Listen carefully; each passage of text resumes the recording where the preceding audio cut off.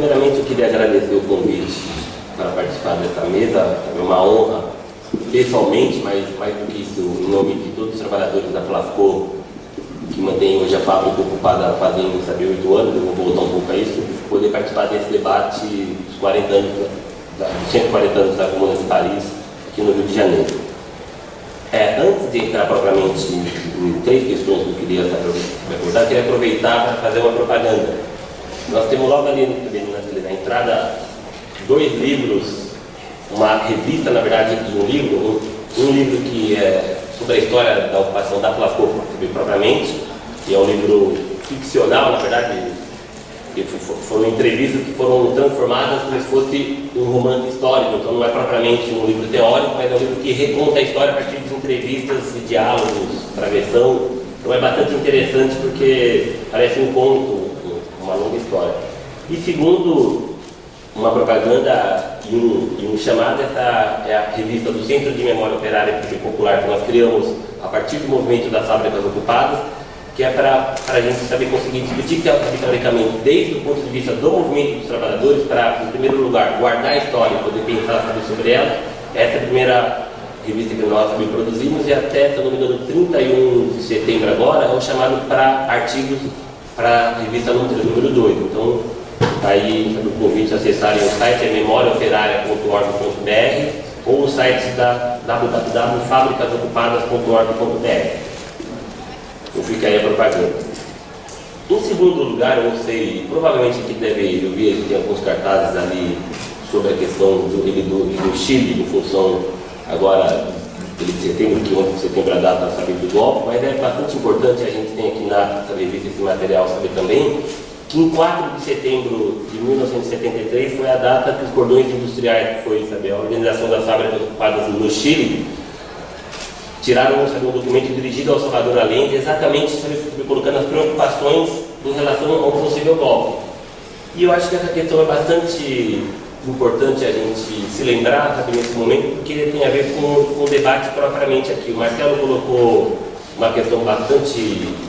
direta e clara, que é saber que a Comuna deixa bastante claro uma nova forma de política, que não à toa, assim como o Estado burguês foi criado por uma revolução de uma nova classe em ascensão, que foi a burguesia, que criou o Estado burguês moderno, tal qual a gente conhece atualmente, com a divisão dos poderes, do Estado, a burocracia, o exército e tudo mais. A Comuna de Paris é a consolidação de uma forma nova, criada por uma nova classe, que pela primeira vez na história colocou algo como novo na forma política de ação sua mesmo, por uma nova forma de organização na sociedade, que classes anteriores subalternas também exploradas também, que fizeram guerras, sublevações, não se colocaram. Nós podemos discutir as revoltas camponesas do século XV, XVI, XVII, XVIII e mesmo do século XIX, que não trouxe elementos de um novo Estado, de uma nova forma de organizar da sociedade, que só uma nova classe, como a classe operária, conseguiu botar em ação em pouco tempo, de maneira bastante clara, na Comuna de Paris, que permitiu ser analisado por um militante, teórico, também, mas sobretudo um militante, como Marx, que conseguiu transformar, que foram 72 dias de ação real, num esboço de um desenho de como deveria ser o funcionamento de uma sociedade organizada com o fim das classes e da exploração do trabalho. Então, essa é uma primeira questão que eu acho bastante importante. Tem uma segunda questão que, para a gente, do movimento das fábricas ocupadas, ou em particular da Flasco, é bastante importante,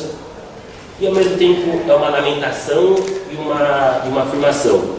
E a gente está aqui discutindo 140 anos da Comuna de Paris, mas sem as medidas da Comuna de Paris implementadas em qualquer canto do mundo. Então isso eu suponho que para a grande maioria aqui daqueles que são militantes, é um motivo de lamentação. O tempo todo que se passou, não foram uma ou duas gerações, foram dezenas e dezenas de gerações que as medidas que a história se colocou como saída e as classes luta se defrontaram nesses últimos 140 anos, não resolveu. Mas tem uma questão que fica, que é bastante importante, que foi a capacidade da classe operária, sabe, francesa, ainda pequena, ainda sitiada em Paris, que foi a capacidade que ela teve de ousar e de querer transformar e não esperar por uma transformação lenta, gradual. Mas acho que isso, para a gente da fábrica dos pais, é uma questão bastante importante e que talvez seja o que, tirado todos os limites que a gente pode saber observar. Porque olhando para trás é muito fácil ver os limites da história. E de fora ainda, né? Não só no passado, mas de fora é mais fácil ainda ver os limites. Isso às vezes é bom. Mas o que é mais importante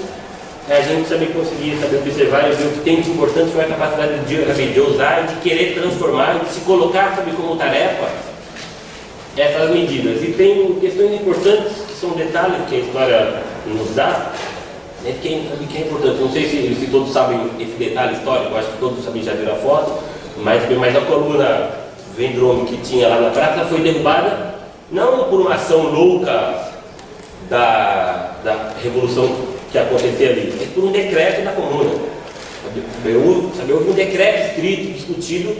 que decidiu-se por fazer isso. Não foi um ato espontâneo daqueles que estavam loucos, ou vamos dizer diretamente putos da vida, de uma dúzia ou centenas de pessoas que foram lá e decidiram derrubar. Não. Foi resultado de uma execução de um decreto que a comuna fez para poder dar um significado e pôr abaixo a ordem anterior contra a qual ele se levantava. E, mais uma vez, aqui tem um outro decreto bastante importante. A gente agora, nesse ano, exatamente na comemoração de 140 anos, nós fizemos questão de organizar um debate, uma atividade na Flasco,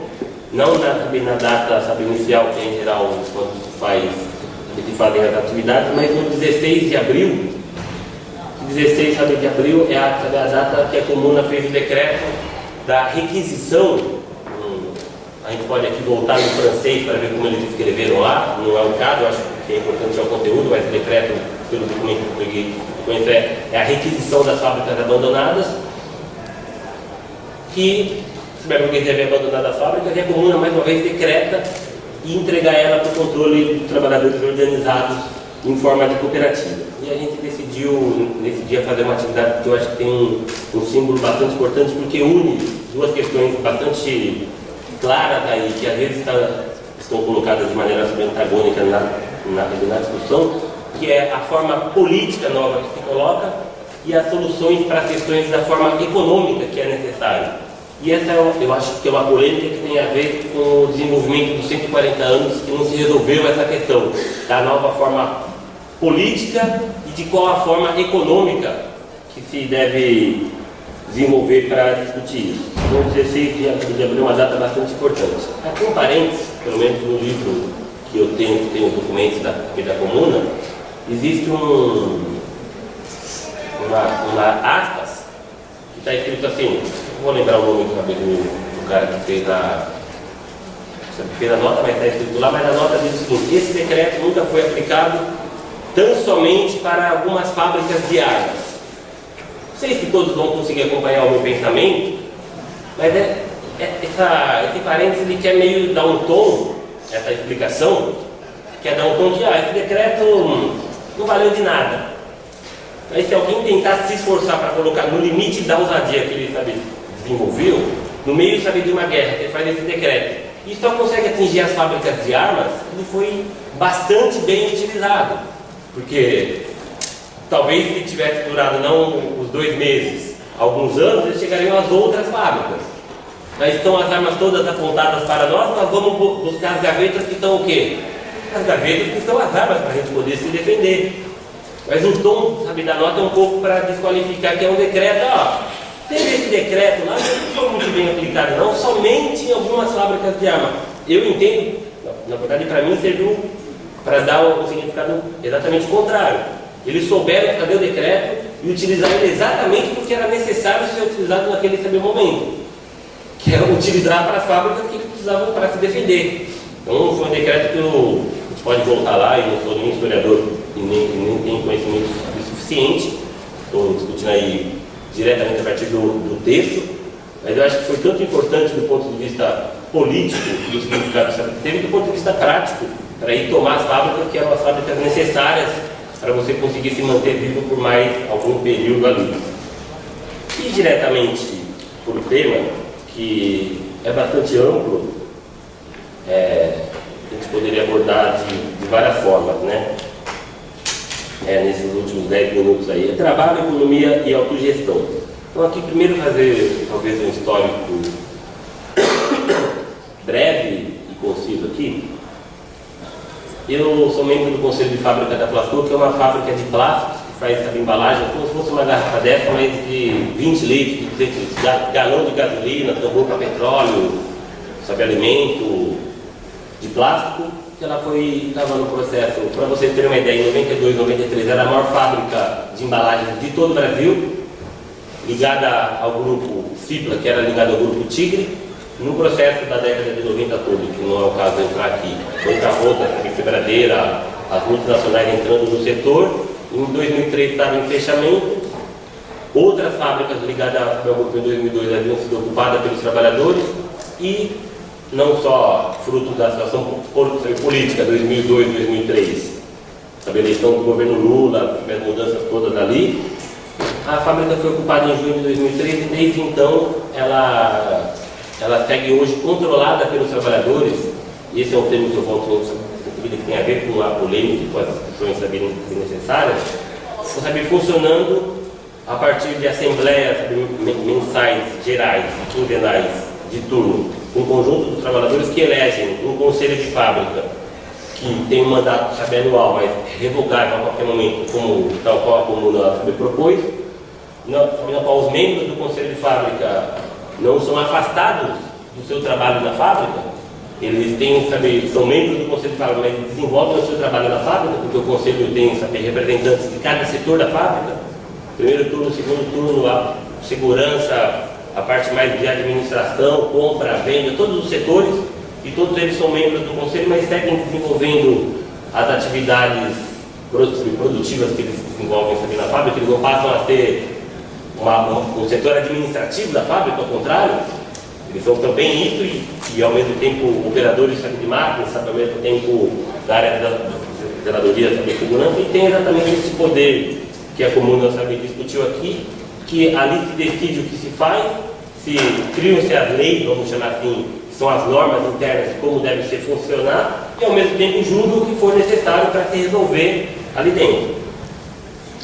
Isso, vamos chamar assim, é o que se convencionou chamar, a história também tem uma polêmica quanto a isso, mas de autogestão há mais ou menos 50, talvez 60 anos atrás, com esse termo também estaria um debate inteiro para poder discutir isso. Que os próprios trabalhadores ali naquela unidade de produção sabem organizando o seu trabalho e a sua vida nesse momento ali, autogestão. Só que a gente, se alguém de vocês visitarem, forem a Flascor amanhã, dificilmente você vai encontrar alguém da fábrica, algum trabalhador da fábrica usando o termo autogestão. Dificilmente. O termo que se convencionou na nossa história usar lá, que os trabalhadores controlam a fábrica e não a autogestão. Isso não e sim, sempre é não e sim, mas principalmente porque os trabalhadores a todo momento, desde o primeiro dia, se defrontavam com a situação que eles administravam a fábrica, mas a matéria-prima é da multinacional Braskem, que é monopólio brasileiro, não sei se todos sabem que a Braskem tem monopólio da transformação do nafta em plástico no Brasil, e que quem manda se a gente tem matéria-prima ou não chama Braskem, não a nossa autogestão interna, que a energia elétrica necessária para a fábrica, quando uma fábrica havia 3 meses do patrão devendo energia, a CPFL, empresa privada também, a gente só pode autogerir a Flascor se a CPFL nos fornece energia. E o que nós também fizemos para conseguir isso, nós fizemos marchas de manifestações, ocupamos a CPFL, que é a Companhia de Energia Privada da região de Campinas, para conseguir esse fornecimento de energia lá. E, em terceiro lugar, que nós não vendemos produtos, nós não vendemos pão ou comida diretamente, que a gente vende aqui. Nós produzimos 45, 50 mil peças mês, que é comprada necessariamente pela grande indústria brasileira, necessariamente. por vários motivos. 50 mil tambores, você não tem como escoar isso para as casas de cada um, ou botar uma feira na frente da fábrica para a comunidade comprar. Ela vai comprar 50 mil no primeiro mês e no segundo mês nós fechamos a fábrica porque as necessidades de produção da sociedade estão atendidas diretamente. Então, a compra, o que nós vendemos é determinado pelo mercado. Pelo mercado que a gente queira ou não, segue sendo organizado, controlado e de propriedade em última instância dos capitalistas brasileiros e cada vez mais, já há bastante tempo, mas agora mais ainda, do imperialismo internacional, não só o norte-americano, mas o alemão, o holandês, a China e tudo mais. Quanto resta? 5 minutos. E essa é uma questão que para nós é bastante importante, tem a ver com a comuna e inclusive com os limites da comuna. Eu queria voltar a isso nesses últimos 5 minutos. Para explicar um pouco mais, acho que para todos entenderem a situação da Flaspor, a propriedade da fábrica segue sendo, do ponto de vista da Junta Comercial do Estado de São Paulo, do cartório, de quem quer que vá procurar, do proprietário da fábrica. Nós conseguimos, fruto da ousadia dos trabalhadores e da resistência, do apoio, da solidariedade que nós temos beneficiando dos sindicatos, dos movimentos, do MST que tem um centro de formação lá, do MTST que continua a sua luta lá, resistindo, mas sem a propriedade propriamente da fábrica. Isso inclusive nos ensinou uma questão bastante importante nesses 8 anos, que é os problemas que a propriedade da fábrica vinda para nós nos traria desde um ponto de vista de classe, não do ponto de vista individual de cada um, porque desde o ponto de vista dos meus interesses imediatos, ou dos trabalhadores, dos operários, dos seus interesses imediatos também, a propriedade poderia ser uma coisa muito importante e positiva, que seria financiamento, dinheiro, ter a propriedade, estabilidade e futuramente com a economia crescendo, como o governo diz aí, ganhar mais dinheiro, mais dinheiro como resultado daquela propriedade do trabalho que nós desenvolvemos com ela. Mas do ponto de vista dos interesses históricos da classe trabalhadora, e esse é todo o problema, é a discussão entre o que se convencionou recentemente chamada luta corporativa dos setores e dos sindicatos, aí tem a luta imediata que nós precisamos lá vender todo dia para pagar o nosso salário, e do ponto de vista dos interesses gerais da classe, que é como a gente lida com isso. E a propriedade, ao contrário de nos ajudar a avançar no sentido da solução de um problema geral da classe trabalhadora no Brasil e no mundo, nos traria um peso muito grande para carregar. Qual seja, achar, se iludir e tentar o tempo todo não se iludir, que isso nos resolveria os nossos problemas imediatos. O que seria uma tensão, claro que sempre uma tensão você pode ter uma força para um lado e uma força para o outro, mas uma tensão material que é muito grande para nos enfiar numa saída nossa própria, de nós mesmos, para trabalhar mais, produzir mais, aumentar a nossa jornada de trabalho, diminuir os nossos direitos. Então, e nós seguimos fazendo lá todo o contrário disso. Hoje a Flaspor trabalha 30 horas semanais sem redução dos salários, e uma luta que é a luta para que seja feito o decreto de 16 de abril da Comuna de Paris, que as fábricas abandonadas pelos patrões sejam requisitadas e desapropriadas pelo Estado e colocadas sob o controle dos trabalhadores. Isso é um momento em que são poucas as fábricas, então assim, seriam na mão de poucas. Mas se os trabalhadores conseguem dar uma nova forma política de se organizar, isso estaria transitoriamente sob o controle do conjunto dos trabalhadores organizados na forma tal qual os operários de Paris deram em 1871. Isso para a gente é bastante importante do ponto de vista teórico, porque essa é a discussão que está encalacrada por toda parte, que é como que nós resolvemos. Nós precisamos resolver as questões econômicas, de colocar todas as fábricas do ponto de vista de estar organizada segundo os interesses dos trabalhadores ou não? E se sim, como? E isso não será, na nossa opinião, resolvido nunca se você não conseguir juntar a necessidade de uma nova forma política de Estado, de transição, de organização dos próprios trabalhadores, junto com uma nova forma de organização da própria sabe, economia e das unidades de, sabe, de produção e do seu planejamento, sabe, global. Sem a junção disso, que é, sabe, de um lado, a ilusão, vamos usar o termo aqui que pode ofender, mas sem nenhuma, sabe, ofensa, a ilusão pequeno-burguesa dos artesãos do século XIX, que achavam que iam poder ficar com a sua propriedade de artesão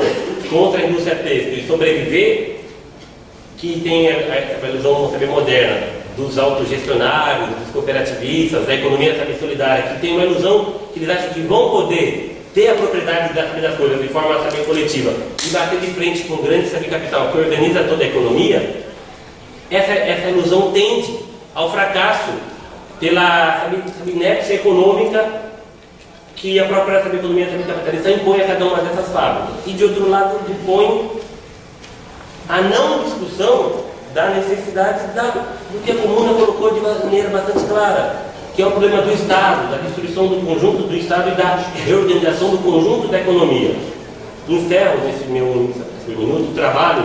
tanto dentro da própria fábrica quanto político de discussão que a gente tenta saber fazer nos materiais, saber por aí, é superar o que